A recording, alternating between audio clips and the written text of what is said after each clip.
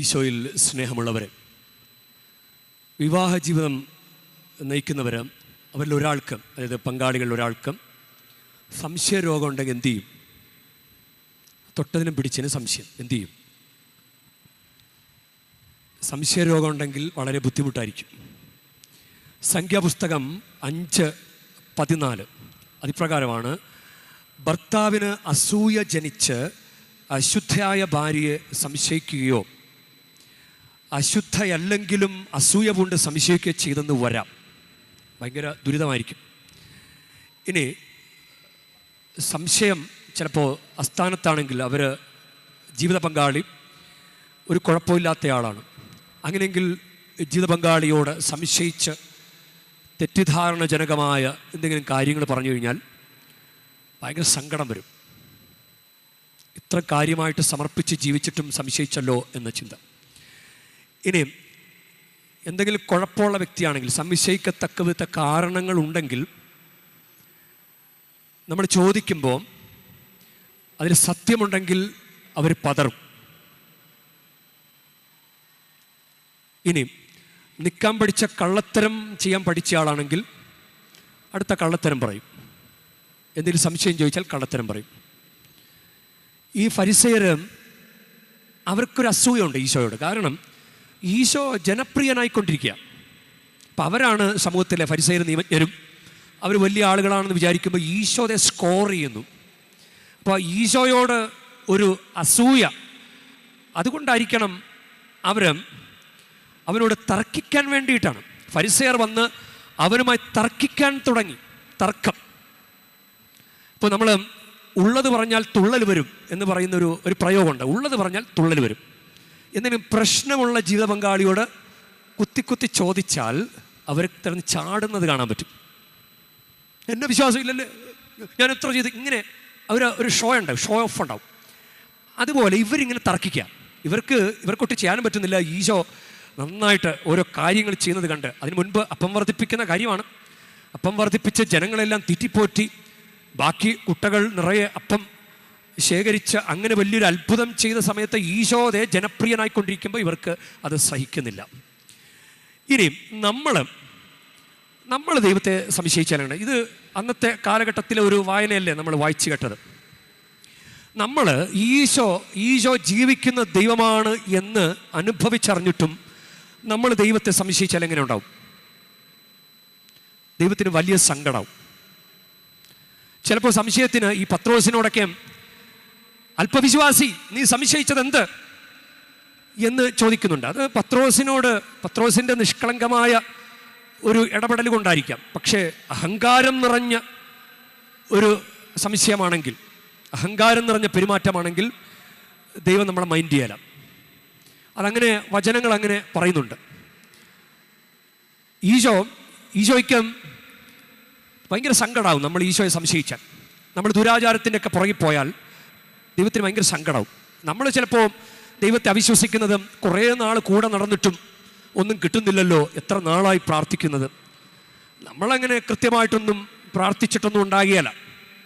കുറച്ചു നേരമൊക്കെ പ്രാർത്ഥിക്കും. ബാക്കിയുള്ള സമയത്തൊക്കെ നമ്മുടെ പിടിവിടാത്ത, നമ്മുടെ ശരീരത്തോട് ചേർന്ന് പോയ ദുശീലങ്ങളും ദുരാചാരങ്ങളും ഒക്കെ ചെയ്ത് നമ്മളിങ്ങനെ നടക്കും. എന്നിട്ട് കുറച്ച് പ്രാർത്ഥിക്കും. അങ്ങനെ ചോദിച്ചാലൊന്നും കിട്ടുകയില്ല. അപ്പം ഈശോ തൻ്റെ ദൈവത്തോടുള്ള, പിതാവായ ദൈവത്തോടുള്ള സമാനത മുറുകെ പിടിക്കേണ്ട കാര്യമായി പരിഗണിക്കാതെ ദാസന്റെ രൂപം സ്വീകരിച്ച മനുഷ്യൻ്റെ ആകൃതിയിൽ കാണപ്പെട്ട് അങ്ങനെ ഭൂമിയിലേക്ക് വന്ന് ആ ഒരു സംഭവം ഉണ്ടല്ലോ, അത് നിസ്സാര കാര്യമല്ല. നിസ്സാര കാര്യം, ഒരു വേളാങ്കണ്ണി വരുന്നത് തന്നെ നിസ്സാര കാര്യമല്ലല്ലോ. അപ്പം സ്വർഗം വിട്ട് മനുഷ്യൻ്റെ രൂപം സ്വീകരിച്ച ഈശോ ഭൂമിയിലേക്ക് വന്ന നിസ്സാര കാര്യമല്ല. അത് മനുഷ്യർക്ക് വേണ്ടിയിട്ടാണ്. ഇനിയും യോഹന്നാന്റെ സുവിശേഷം 3:16 സ്വപുത്രനെ പോലും നമുക്ക് വേണ്ടി വിട്ടു തന്നു. റോമ 8:32 സ്വപുത്രനെ പോലും ഒഴിവാക്കാതെ നമുക്ക് വേണ്ടി അവനെ ഏൽപ്പിച്ചു തന്നവൻ. അപ്പം ദൈവം നമുക്ക് ഈശോയെ ഏൽപ്പിച്ചു തന്നിരിക്കാം. അപ്പം ആ ദൈവത്തെ, ഈശോയെപ്പോലും തന്ന് നമ്മളെ സ്നേഹിക്കുന്ന ദൈവം. അപ്പം നമ്മൾ സംശയിക്കാൻ പാടില്ല. നമ്മൾ സംശയിച്ചാൽ ദൈവത്തിന് വലിയ സങ്കടമാവും. അപ്പം സംശയിക്കുന്നവൻ ആണ് യഥാർത്ഥത്തിൽ ഇങ്ങനെയുള്ള കുരുത്തക്കേടുകളൊക്കെ പോകുന്നത്, വിശ്വാസത്തിന് നിരക്കാത്ത കാര്യങ്ങളിലേക്ക് പോകുന്നത്. ഒരു വിശ്വാസി ചിലപ്പോൾ അഹങ്കാരിയാകുമ്പോഴാണ് അവൻ ദുശീലങ്ങൾക്ക് അടിപ്പെട്ട് പെടുന്നത്. എന്നെ ആരും കാണുകയില്ല, എനിക്ക് ഇരുട്ടെനിക്ക് മറയാണ് എന്ന് പറഞ്ഞ് വിവാഹ ഉടമ്പടി ലംഘിക്കാനും പോവും, ദുരാചാരം ചെയ്യാൻ പോവും. അപ്പം ദൈവത്തിൻ്റെ അധികാരത്തെ അങ്ങനെ വിശ്വസിക്കാത്തത് കൊണ്ട് മത്തായിയുടെ സുവിശേഷം 21-22 വാക്യത്തിൽ പറയുന്നത്, വിശ്വാസത്തോടെ പ്രാർത്ഥിക്കുന്നത് എന്തും ലഭിക്കും, സംശയിക്കാതെ മലയോട് ഇവിടെ നിന്ന് മാറിപ്പോകൂ എന്ന് പറഞ്ഞു കഴിഞ്ഞാൽ മല പോലും മാറിപ്പോകും എന്ന് ഈശോ പറയുക. സംശയിക്കുന്നവനാണ്, സംശയിക്കാൻ പാടില്ല, സംശയിക്കാതെ ദൈവത്തിൽ ആശ്രയിക്കണം. അതാണ് ജ്ഞാനത്തിൻ്റെ പുസ്തകം 12-17 വാക്യത്തിൽ പറയുന്നത്, അങ്ങയുടെ അധികാരത്തിൻ്റെ പൂർണ്ണതയെ സംശയിക്കുന്നവർക്ക് അങ്ങയുടെ ശക്തി അനുഭവപ്പെടുത്തി കൊടുക്കുന്നു. അധികാരത്തിൻ്റെ പൂർണ്ണതയെ സംശയിക്കുന്നവർക്ക് അങ്ങയുടെ ശക്തി അനുഭവപ്പെടുത്തി കൊടുക്കുന്നു. അത് ചിലപ്പോൾ നിഷ്കളങ്കമായ ഒരു സംശയമാണെങ്കിൽ, വളരെ അറിവുണ്ടായിട്ടും സംശയിച്ച് അങ്ങനെ വെളിപ്പെടുത്തി കൊടുക്കുമെന്ന് തോന്നുന്നില്ല. ഇപ്പോൾ പത്രോസിനോട് നീ സംശയിക്കുന്നത് എന്ത്, അല്പവിശ്വാസി നീ സംശയിച്ചത് എന്ത് എന്ന് ഈശോ കൈക്ക് പിടിച്ച് അവനെ വെള്ളത്തിൽ നടക്കാൻ പോയപ്പോഴാണ്, മുങ്ങിത്താഴ്ന്ന് പോകുമ്പോഴാണ് പത്രോസ് കർത്താവെ രക്ഷിക്കണേ എന്ന് പറഞ്ഞ് വിളിക്കുന്നത്. അപ്പം ആ ഒരു നിഷ്കളങ്കമായ ഒരു കുഞ്ഞ്, ഒന്നും അറിവില്ലാത്തതുപോലെ സംശയിക്കുമ്പോൾ അത് കുഞ്ഞല്ലേ എന്ന് പറഞ്ഞു. പക്ഷെ നമുക്ക് എല്ലാ അറിവുണ്ടായിട്ടും ദൈവത്തിൻ്റെ അനന്ത ശക്തിയെക്കുറിച്ച് നമ്മൾ അനുഭവിച്ചറിഞ്ഞിട്ടും, ദൈവത്തിൻ്റെ സൗഖ്യശക്തി നമ്മൾ അനുഭവിച്ചറിഞ്ഞിട്ടും പിന്നെ വീണ്ടും ഒരു തകർച്ച വരുമ്പോൾ നമ്മൾ സംശയിച്ചാൽ അത് ദൈവം നമ്മളെ ചിലപ്പോൾ മൈൻഡ് ചെയ്യണമെന്നില്ല. അതുകൊണ്ട് അറിഞ്ഞിട്ടും ഗർവ് ഭാവിക്കുന്നവരെ ശാസിക്കുകയും ചെയ്യുന്നു. അറിഞ്ഞിട്ടും ഗർവ് അഹങ്കാരം ഭാവിക്കുന്നവരെ ശാസിക്കുകയും ചെയ്യുന്നു. അത് രക്ഷപ്പെടുത്തണമെന്ന് ദൈവം മനസ്സിൽ വിചാരിച്ചാൽ ശാസിച്ച് ശരിയാക്കും. പക്ഷെ പുകഞ്ഞ കൊള്ളി പുറത്ത് എന്നുള്ള രീതിയിലാണെങ്കിൽ ദൈവം ഇടപെടിയല്ല. ഇല്ല, എത്ര താക്കീത് യൂദാസിന് കൊടുത്തു, അഹങ്കാരം, പണസഞ്ചി അവൻ്റെ കയ്യിലുള്ള അഹങ്കാരം, അവന് കുറച്ച് തൊട്ട് കിട്ടിയതിൻ്റെ അഹങ്കാരം. അപ്പോൾ അതെല്ലാം പിന്നെ ഇല്ലാണ്ടായി. അപ്പോൾ പിന്നെ സമയവും പോയി. റോമാക്കാർക്ക് എഴുതിയ ലേഖനം 14-23 വാക്യം, സംശയത്തോടെ ഭക്ഷിക്കുന്നവൻ ശിക്ഷിക്കപ്പെടും. നമ്മൾ പരിശുദ്ധ കുർബാന ഇല്ല, അത് ആ ഒരു രീതിയിലൊന്ന് ചിന്തിച്ച്, അത് ഏത് കോണ്ടെക്സ്റ്റിലാണെന്ന് ഈ വചനം പറയുന്നത് എനിക്കറിഞ്ഞുകൂടാ. സംശയത്തോടെ ഭക്ഷിക്കുന്നവൻ ശിക്ഷിക്കപ്പെടും. എന്തെന്നാൽ വിശ്വാസമനുസരിച്ചല്ല അവൻ പ്രവർത്തിക്കുന്നത്. വിശ്വാസത്തിൽ നിന്നല്ലാതെ ഉത്ഭവിക്കുന്നത് എന്തും പാപമാണ് എന്നാണ് ആ വചനം പറയുക. വിശ്വാസത്തിൽ നിന്നല്ലാതെ ഉത്ഭവിക്കുന്നത് എന്തും പാപമാണ്. അപ്പം വിശ്വാസം ആണ്, ഇല്ല കാണപ്പെടാത്തവ ഉണ്ട് എന്നുള്ളൊരു ബോധ്യം, പ്രത്യാശിക്കുന്നവൻ ലഭിക്കുമെന്നുള്ള വിശ്വാസം, ഹെബ്രായർ 11:1. അപ്പോൾ അങ്ങനെ ഒരു വിശ്വാസം നമുക്ക് വേണം. സംശയത്തോടെ ഭക്ഷിക്കുന്നവൻ. അപ്പോൾ പരിശുദ്ധ കുർബാന സ്വീകരിക്കുമ്പോഴും, പരിശുദ്ധ കുർബാന സ്വീകരിച്ചിട്ട് ഉടനെ തന്നെ പോയി നമ്മൾ വേറൊരു ദുരാചാരം ചെയ്താൽ നമ്മൾ പരിശുദ്ധ കുർബാനയുടെ ശക്തിയെ നമ്മൾ സംശയിക്കുക. സംശയത്തോടെ ഭക്ഷിക്കുന്നവൻ അവൻ ശിക്ഷിക്കപ്പെടും. ഇനി പ്രഭാഷകന്റെ പുസ്തകം 37 അധ്യായം 10 വാക്യത്തിൽ, അത് ഇന്നത്തെ വചനവുമായിട്ട് ബന്ധപ്പെടുത്തി നമ്മൾ ചിന്തിക്കുമ്പോൾ, മർക്കോസിന്റെ സുവിശേഷം നമ്മൾ ഇന്ന് വായിച്ചു കേട്ടത്, അവൻ ആത്മാവിൽ അഗാധമായി എന്തുകൊണ്ടാണ് ഈ തലമുറ അടയാളം അന്വേഷിക്കുന്നത്? സത്യമായി ഞാൻ നിങ്ങളോട് പറയുന്നു, ഈ തലമുറയ്ക്ക് അടയാളം നൽകപ്പെടുകയില്ല, തരികയില്ല, അടയാളം തരില്ല. അത് പ്രഭാഷകൻ 37:10 വായിച്ചു കഴിഞ്ഞാൽ, നിന്നെ സംശയിക്കുന്നവനോട് ഉപദേശം ചോദിക്കരുത്, അസൂയാലുവിനോട് നിന്റെ ലക്ഷ്യം വെളിപ്പെടുത്തരുത്. കാരണം ഇവർക്ക് ഈശോയോടൊരു അസൂയ ഉണ്ടല്ലോ, അതുകൊണ്ടാണ് തർക്കിക്കാൻ ചെന്നത്. നീ എന്തധികാരത്താലാണ് ഇത് ചെയ്യുന്നത് എന്നൊക്കെ ചോദിക്കുന്നത്, അടയാളം ചോദിക്കുന്നത്, അതൊക്കെ ചോദിക്കുന്നത് ഈശോയെ ഒന്ന് കൊടുക്കാൻ വേണ്ടിയിട്ടാണ്. അപ്പോൾ അസൂയുള്ള ആളോട് നമ്മളിപ്പോൾ നമ്മുടെ ജീവിതത്തിൽ നമ്മൾ പലതും പലരോടും പറയും. അസൂയുള്ള ഒരാളോട് പറഞ്ഞു കഴിഞ്ഞാൽ അയാൾ നമ്മൾ ചെയ്യാൻ പോകുന്ന പണി എന്ത് പ്ലാനാണെന്ന് വെച്ചാൽ അത് പൊളിച്ചു കളയും. അത് പൊളിയാനുള്ള കുതന്ത്രങ്ങൾ അയാൾ ചിന്തിക്കും. അപ്പോൾ നമ്മൾ അങ്ങനെയുള്ള ആളുകളോട് നമ്മൾ പറയില്ല. അപ്പോൾ ഈശോ ഇവരോട് അടയാളം നൽകപ്പെടുകയില്ല എന്ന് പറയുന്നത് അത് അവരുടെ ഉള്ളിലിരിപ്പ് ഈശോയ്ക്ക് അറിയാവുന്നതുകൊണ്ട്. ചിലപ്പോൾ നമ്മൾ ചോദിച്ചാൽ തരും. നമ്മൾ ആ ഒരു രീതിയിലല്ല ചോദിക്കേണ്ടത്. ഈശോയെ, എനിക്കിനി ഒരു അനുഭവം തരണേ കർത്താവേ, നീ എൻ്റെ ശരീരത്തിൽ സൗഖ്യശക്തി തന്ന് നീ ജീവിക്കുന്ന ദൈവമാണെന്ന് എനിക്കൊരു അനുഭവം തരണം. എനിക്ക് എൻ്റെ കുറവുകൾ കൊണ്ട് കുറെ കുരുത്തക്കേടുകൾ ഉണ്ടായിട്ടുണ്ട്, എനിക്ക് കുഞ്ഞില്ല, വർഷങ്ങളായിട്ട് എനിക്ക് കുഞ്ഞില്ല. കർത്താവേ, എനിക്കൊരു കുഞ്ഞിനെ തരണം, ഞാൻ അങ്ങനെ ആശ്രയിക്കുന്നു. എനിക്കൊരു കുഞ്ഞിനെ തന്നു കഴിഞ്ഞാൽ എനിക്ക് പറയാൻ സാധിക്കുമല്ലോ മറ്റുള്ളവരുടെ മുമ്പിൽ, ഞാൻ കർത്താവിൽ ആശ്രയിച്ചു, അവിടുന്ന് എന്നെ രക്ഷിച്ചു എന്ന് ഞാൻ മറ്റുള്ളവരുടെ മുമ്പിൽ പറഞ്ഞോളാം കർത്താവേ എന്ന് പറഞ്ഞ് വിശ്വസിച്ചു കഴിഞ്ഞാൽ ദൈവത്തിന്. അതാണ് ധൂർത്തപുത്രൻ ചെയ്തത്. അപ്പാ എനിക്കിനി ഒന്നുമില്ല, അപ്പാ എല്ലാം നഷ്ടപ്പെട്ടു പോയപ്പാ. ഇങ്ങനെ ആശ്രയിക്കുന്നവൻ സംശയിക്കുന്നവനല്ല. അത് ദൈവത്തിന് മനസ്സിലാവും. അതുകൊണ്ടാണ് അപ്പൻ അവനെ കെട്ടിപ്പിടിച്ച് ചുംബിക്കുകയും അവന് വേണ്ടുന്നതെല്ലാം കൊടുക്കുകയും ആവശ്യത്തിൽ കൂടുതൽ മോതിരം വരെ ഇട്ട് കൊടുക്കുകയും ചെയ്യുന്നത്. അതാണ് വീണ്ടും അനുഭവം കൊടുക്കുന്നുണ്ടോ. വീണ്ടും അനുഭവം കിട്ടിയപ്പോൾ അവൻ വളരെ നിശബ്ദനായി. എൻ്റെ ദൈവം രക്ഷിക്കുന്ന ദൈവമാണ്. മൂത്ത മകൻ പിറുപിറുത്തോണ്ടിരിക്കുമ്പോഴും അവനൊന്നും പറയാനില്ല. അവിടെ ദുരാചാരം നടക്കുമ്പോഴും രോഗങ്ങൾ വന്നാലും കഷ്ടപ്പാടുകൾ വന്നാലും എൻ്റെ ദൈവം എന്നെ കെട്ടിപ്പിടിച്ച് ചുംബിക്കുന്ന ദൈവമാണ്, എനിക്ക് ആവശ്യമുള്ളതെല്ലാം ഞാൻ ചോദിക്കാത്തത് പോലും തരുന്ന ദൈവമാണ് എന്ന ബോധ്യം ഉള്ളിൽ വന്നു കഴിഞ്ഞാൽ, ദൈവത്തിൻ്റെ കരുണ നമുക്ക് അനുഭവിക്കാൻ കഴിഞ്ഞാൽ ഒന്നും പ്രശ്നമല്ല, രോഗം പോലും പ്രശ്നമല്ല. അത് നമ്മൾ ഈശോയ്ക്ക് വേണ്ടി സഹിക്കും. അപ്പോൾ ഇന്നത്തെ ഒന്നാം വായനയിൽ വളരെ രസകരമായിട്ട് കുറെ കാര്യങ്ങൾ നമ്മളോട് പറയുന്നുണ്ട്. യാക്കോബിൻ്റെ ലേഖനമാണ് ഒന്നാമത്തെ ലേഖനം. അതിൽ 6 മുതലുള്ള വാക്യങ്ങളിൽ സംശയിക്കാതെ വിശ്വാസത്തോടെ വേണം ചോദിക്കാൻ. സംശയിക്കുന്നവൻ കാറ്റിൽ ഇളകി മറിയുന്ന കടൽ തിരയ്ക്ക് തുല്യനാണ്. സംശയ മനസ്കനും എല്ലാ കാര്യങ്ങളിലും ചഞ്ചല പ്രകൃതിയുമായ ഒരുവന് എന്തെങ്കിലും കർത്താവിൽ നിന്ന് ലഭിക്കുമെന്ന് കരുതരുത്. ചഞ്ചല ഹൃദയൻ എന്ന് പറഞ്ഞ എന്താ? കുറച്ചു നേരം പ്രാർത്ഥിക്കും, പിന്നെ പിടിവള്ളി വിട്ടിട്ട് അപ്പുറത്ത് പോവും, ദുരാചാരം ചെയ്യും, അല്ലെങ്കിൽ ദൈവത്തിൻ്റെ അനന്ത അധികാരത്തെ, ശക്തിയെ അംഗീകരിക്കുന്നതിന് പകരം വ്യഭിചാരം, മദ്യപാനം തുടങ്ങിയ അഹങ്കാരത്തിൻ്റെ, ഞാൻ ദൈവത്തിന് മുകളിലാണെന്ന് ചിന്തിക്കുന്ന അഹങ്കാരത്തിൻ്റെ പ്രവൃത്തികളെ പോയാൽ ദൈവത്തിന് മുമ്പിൽ ഒരു തീരുമാനം പോലും പറയാതെ ഇങ്ങനെ ചഞ്ചല ഹൃദയനായിട്ട് നിന്ന് കഴിഞ്ഞാൽ അവൻ ചോദിക്കുന്ന ഒന്നും ലഭിക്കുമെന്ന് കരുതരുത്, ഒന്നും കിട്ടില്ല. അതാണ് അതിന് മുൻപ് പറയുന്നത് എന്തെന്നാൽ വിശ്വാസം പരീക്ഷിക്കപ്പെടുമ്പോൾ നിങ്ങൾക്കതിൽ സ്ഥിരത ലഭിക്കുമെന്ന് അറിയാമല്ലോ. വിശ്വാസം പരീക്ഷിക്കപ്പെടുമ്പോൾ സ്ഥിരത ലഭിക്കും. സ്ഥിരത അതാണ്. സംശയിക്കാതെ വിശ്വസിക്കുന്ന അവസ്ഥയാണല്ലോ സ്ഥിരത. ദൈവത്തിൽ സംശയിക്കാതെ വിശ്വസിക്കുന്ന അവസ്ഥയാണ് ദൈവത്തിൽ സ്ഥിരമായിട്ട് നിൽക്കുക. ഇല്ല, മറിയം ഇതാ കർത്താവിൻ്റെ ദാസി എന്ന് പറയുമ്പോഴും മറിയത്തിൻ്റെ ജീവിതത്തിലേക്ക് വരാൻ പോകുന്ന കാര്യങ്ങളെക്കുറിച്ച് ഒരു എത്തും പിടിയില്ല. എന്തോരം കഷ്ടപ്പാടുകളാണ് മറിയത്തിന്.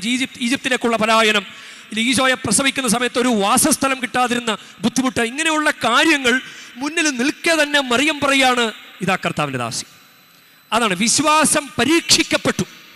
ഗെത്സമൻ തോട്ടത്തിൽ ഈശോ പ്രാർത്ഥിക്കുമ്പോൾ വിശ്വാസം പരീക്ഷിക്കപ്പെടുന്ന സമയത്തും കഴിയുമെങ്കിൽ ഈ പാനപാത്രം നീങ്ങിപ്പോകട്ടെ, എങ്കിലും എൻ്റെ ഇഷ്ടമല്ല അങ്ങയുടെ ഇഷ്ടം നിറവേറട്ടെ എന്ന് പ്രാർത്ഥിക്കാൻ സാധിക്കുന്നത്. അതാണ് വിശ്വാസ സ്ഥിരത. വിശ്വാസ സ്ഥിരത അത് നമുക്ക് വളരെയധികം ആവശ്യമാണ്.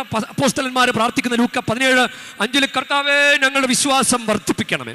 അപ്പം സംശയിക്കാതെ കർത്താവിൻ്റെ കൂടെ നിൽക്കാൻ സാധിക്കുന്നത് ഒരു അനുഗ്രഹമാണ്. നമ്മുടെ സഭയുടെ രീതികളും കൗദാശിക ജീവിതം, വചനാധിഷ്ഠിത ജീവിതം, പ്രാർത്ഥനാ ജീവിതം, ഇതെല്ലാം നമ്മളെ കുറേ കൂടി വിശ്വാസത്തിൽ ജീവിക്കാൻ നമ്മളെ സഹായിക്കുന്നവയാണ്. അതുകൊണ്ടാണ് ഇന്നത്തെ പ്രതിവചന സങ്കീർത്തനം സങ്കീർത്തനം 119:71 ദുരിതങ്ങൾ എനിക്ക് ഉപകാരമായി, തന്മൂലം ഞാൻ അങ്ങയുടെ ചട്ടങ്ങൾ അഭ്യസിച്ചല്ലോ. വലിയ കടബാധ്യത, ഇങ്ങനെ ലോൺ എടുത്ത് കടബാധ്യതയുള്ള ഒരു അന്യ സംസ്ഥാനത്തു നിന്നുള്ളൊരു സഹോദരൻ കുറച്ചു മുമ്പ് വന്ന് പറഞ്ഞത് എന്ത് ചെയ്യുമെന്നറിയില്ല, ലോണ്, കടബാധ്യതയോട് കടബാധ്യത, എന്ത് ചെയ്യുമെന്നറിയില്ല. പക്ഷെ വന്ന് കുമ്പസാരിക്കുമ്പോൾ ഈ ഒരു സങ്കടം പറഞ്ഞുകൊണ്ടാണ് തുടങ്ങിയത്. കുമ്പസാരത്തിൽ സങ്കടമല്ലല്ലോ പറയേണ്ടത്, യഥാർത്ഥത്തിൽ പാപമല്ലേ പറയേണ്ടത്. പക്ഷേ അത്രയും തകർന്ന അവസ്ഥയിലായതുകൊണ്ടാകാം അദ്ദേഹം അതങ്ങനെ പറഞ്ഞത്. ദുരിതങ്ങൾ എനിക്ക് ഉപകാരമായി, തന്മൂലം ഞാൻ അങ്ങയുടെ ചട്ടങ്ങൾ അഭ്യസിച്ചല്ലോ. പന്നിക്കൂട്ടി കിടന്നപ്പോൾ അവൻ ദുരിതത്തിന്റെ പടുകോടിയിലാണ്. ഇല്ല, ധൂർത്തപുത്രൻ, അവനിനി എന്നാ വഴിയുണ്ട്? അപ്പോഴാണ് അവൻ ദൈവത്തിൻ്റെ അടുക്കലേക്ക് വന്നത്. അപ്പൊ ദുരിതങ്ങൾ, നമുക്ക് സങ്കടങ്ങൾ, രോഗങ്ങൾ, തകർച്ചകൾ ചിലപ്പോൾ ദൈവത്തിൻ്റെ കൂടെ സംശയിക്കാതെ നിൽക്കാനുള്ളൊരു വഴിയായിട്ട് ദൈവം മാറ്റിയേക്കാം. അതുകൊണ്ട് സംശയിക്കാതെ നിൽക്കണം, വിട്ട് കളയരുത്, കർത്താവിനെ വിട്ട് കളയരുത്. നമുക്ക് രോഗം വന്നാലും അസ്വസ്ഥത വന്നാലും അതിൻ്റെ പിന്നിലുള്ള ദൈവഹിതം മനസ്സിലാക്കി കർത്താവിൻ്റെ കൂടെ സംശയിക്കാതെ നിന്ന് കഴിഞ്ഞാൽ നമുക്ക് അനുഗ്രഹം ഉറപ്പാം. എത്ര അനുഭവങ്ങളാണ് നമുക്കുള്ളത്. പതറിപ്പോയിട്ടുള്ള കുറേ നിമിഷങ്ങളിലൊക്കെ ഒന്ന് സ്വസ്ഥമായിട്ടിരുന്ന് ദൈവത്തിന് മുമ്പിൽ പ്രാർത്ഥിച്ച് 2 ദിവസം കഴിയുമ്പോൾ വീണ്ടും മനക്കരുത്ത് പ്രാപിച്ചിട്ടുള്ള എത്ര അനുഭവങ്ങളുണ്ട്, ഇല്ലേ? ഓരോരുത്തർക്കും അങ്ങനെ അനുഭവമുണ്ട്. അപ്പോൾ പറഞ്ഞ കാര്യങ്ങളൊക്കെ വെറുതെ പാഴായി പോയിട്ടുണ്ട്. വീട്ടിൽ കിടന്ന് ഒച്ചയും ബഹളം ഉണ്ടാക്കിയതൊക്കെ പാഴായി പോയിട്ടുണ്ട്. ഒന്നും പറയേണ്ടിയില്ലായിരുന്നു. 2 ദിവസം ഒന്ന് കാത്തിരുന്നെങ്കിൽ കർത്താവിൻ്റെ ആ വലിയ പദ്ധതിയെ മനസ്സിലാക്കാൻ സാധിക്കുമായിരുന്നു. അങ്ങനെയൊക്കെ ചിന്തിച്ചിട്ടുള്ള എത്രയോ നിമിഷങ്ങളുണ്ട്. അതുകൊണ്ട് നമ്മൾ സംശയിച്ചാൽ അത് സംശയം ഗുരുതരമായ സംശയമാണെങ്കിൽ ഒരിക്കലും ഒരു അടയാളം ദൈവം കാണിക്കില്ല.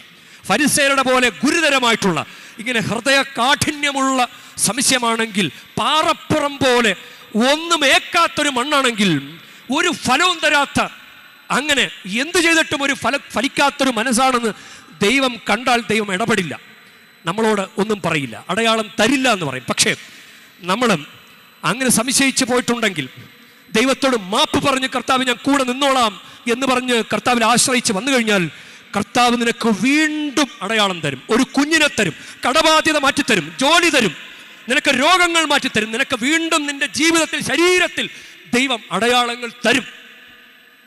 അങ്ങനെ ഒരു അനുഭവം നമുക്കുണ്ടാകട്ടെ. അവിശ്വാസിയാകാതെ മകനെ, വിശ്വാസിയായി വേഗമണയൂ. അടയാളം തേടാതെ വന്നാൽ വിശ്വാസ വഴി ഞാൻ തെളിക്കാം. അവിശ്വാസിയാകാതെ മകനെ, വിശ്വാസിയായി വേഗമണയൂ. അടയാളം തേടാതെ വന്നാൽ വിശ്വാസ വഴി ഞാൻ തെളിക്കാം.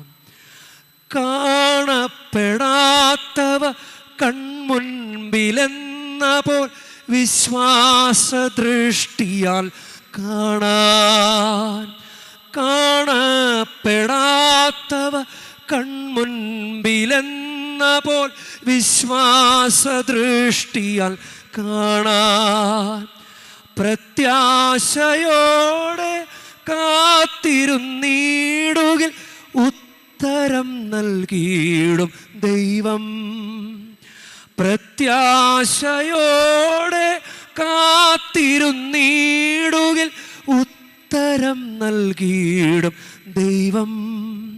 പ്രാർത്ഥന കേട്ടിടും ദൈവം. അവിശ്വാസിയാകാതെ മകനെ, വിശ്വാസിയായി വേഗമണയൂ. അടയാളം തേടാതെ വന്നാൽ വിശ്വാസ വഴി ഞാൻ തെളിക്കാം. ലൂക്കാ 1:45. കർത്താവ് അരുളി ചെയ്ത കാര്യങ്ങൾ വിശ്വസിച്ചവൾ ഭാഗ്യവതി എന്ന് എലിസബത്ത് അരുളി ചെയ്തുവല്ലോ. കർത്താവിൻ്റെ കാര്യങ്ങളെല്ലാം വിശ്വസിച്ച് മുന്നോട്ട് നീങ്ങിയ, കർത്താവിൻ്റെ ഒപ്പം നീങ്ങിയ പരിശുദ്ധ മറിയമേ, ഞങ്ങളെയും സഹായിക്കണമേ. ഒരിക്കൽ പോലും സംശയിക്കാതെ, വിശ്വാസം നഷ്ടപ്പെടാതെ കർത്താവിൻ്റെ കൂടെ ജീവിക്കാൻ ഞങ്ങളെ സഹായിക്കണമേ. ആമേൻ.